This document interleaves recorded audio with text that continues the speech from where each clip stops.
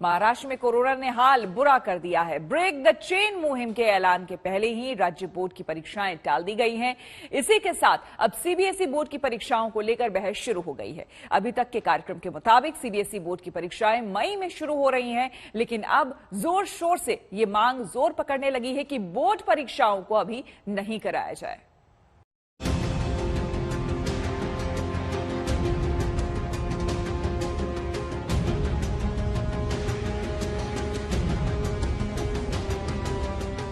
Corona की दूसरी लहर से जब देश भर में हाहाकार मचा है, तो क्या सीबीएसई के बोर्ड एग्जाम कराए जाने चाहिए?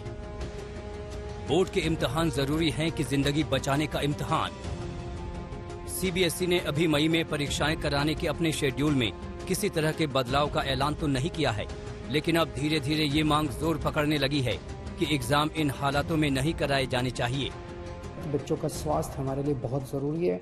मेरी हाथ जोड़ के केंद्र सरकार से अपील है कि सीबीएसई के एग्जाम्स को कैंसिल किया जाए और इसके एवज में कोई और तरीके निकाले जा सकते हैं, या तो ऑनलाइन का कोई तरीका या इंटरनल असेसमेंट करके उसके बेसिस के ऊपर इस बार बच्चों को पास किया जा सकता है, लेकिन सीबीएसई के एग्जाम कैंसिल करने बहुत जरूरी हैं।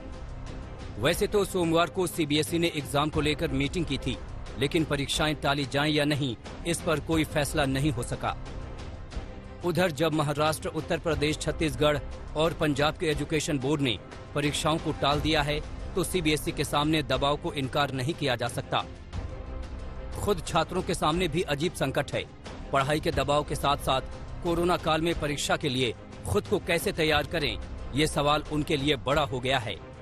मेरा प्रश्न है सरकार से कि एक तरफ सरकार नाइट कर्फ्यू और लॉकडाउन लगाकर कोरोना के रोकथाम के इंतजाम करती है और दूसरी तरफ वो परीक्षा लेती है। क्या इससे भीड़ भाड़ नहीं होगा? कौन रिस्पॉन्सिबिलिटी लेगा? अगर हम कोरोना संक्रमित होते हैं तो इसकी रिस्पॉन्सिबिलिटी कौन लेगा? बच्चों में संक्रमण बहुत पाया जा रहा है नए स्ट्रेन की वजह से।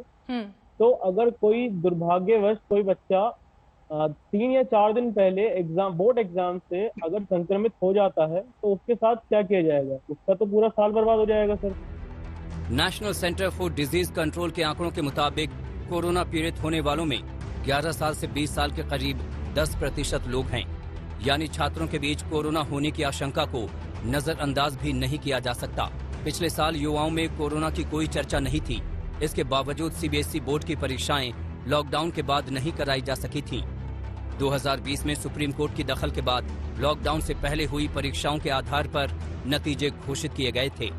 मेरे को लगता है कि 2021 में अब जब ये बोल रहे हैं कि बोर्ड्स एग्जाम ऑफलाइन होने चाहिए, तो वो एक बहुत बड़ा रिस्क फैक्टर है बच्चों के लिए और उनकी हेल्थ के लिए, कंसिडरिंग कि हेल्थ सबसे टॉप प्रायोरिटी होती है। तो मुझे यही लगता है कि अगर सीबीएसई कुछ करे जिससे ऑनलाइन एग्जाम्स पॉसिबल हों सबके लिए, तो वो एक बेटर अप्रोच रहेगी। कुछ तो हमारी सरकार को सोचना चाहिए। लास्ट ईयर भी ऐसा ही हुआ था कि एक पेपर उन्होंने बीच में, जब कुछ पेपर रह गए थे, वहीं पे उन्होंने उसको बंद कर दिया था और जो भी जैसे भी उन्होंने रिजल्ट्स निकाले। बट इस साल जो हमारे बच्चों का साल, तो भविष्य बिल्कुल उनके हाथ में ही है, हम तो कुछ नहीं कर सकते। सीबीएसई बोर्ड ने इस साल जब मई में परीक्षाएं कराने का फैसला किया था, तब कोरोना केस कम होने शुरू हो गए थे। जिंदगी पटरी पर लौट रही थी, लेकिन एक बार फिर नए हालात में सही फैसले की जरूरत है। दिल्ली से मिलन शर्मा के साथ आज तक ब्यूरो।